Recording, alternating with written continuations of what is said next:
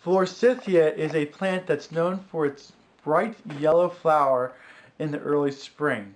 But there's many other things about the Forsythia that people may like about it. They do have a green leaf to it after they flower, and they are fairly hardy plants. If you have a location that you're having trouble growing other plants in, such as underneath a black walnut, the Forsythia can grow. The one thing is that the more light you give the Forsythia, the more flowers it'll give you. So if you do decide to plant it underneath another tree, it'll grow fast, it'll flourish, but it may not have as many flowers as you see ones that are in full sun. But taking that information and you use it, you can still use this plant and be very effective for screening and blocking. When you plant a Forsythia, it may be small, but they do grow. I've seen some Forsythia grow up to 6 feet in 1 year when it's really happy. And they throw out leaves everywhere.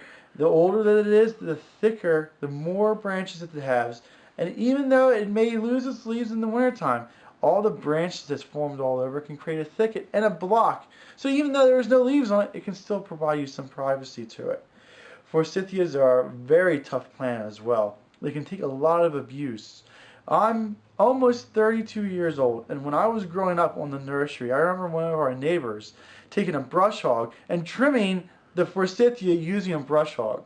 If you're not familiar with what a brush hog is, that's probably one of the worst instruments you could use for trimming anything. And he used it, and the plants grew right through without a problem. They actually enjoyed it, I believe.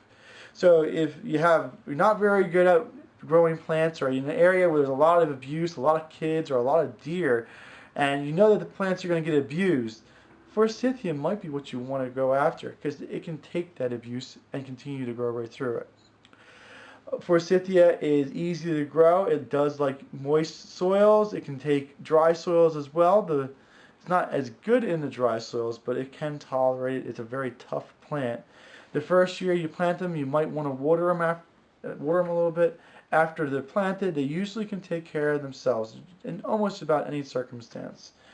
It depends on the variety that you get, but typically speaking, I would say an average Forsythia that I see that's not cultivated or anything like that, you count them getting about 10 to 12 foot tall and just a little bit wider than that, maybe 15.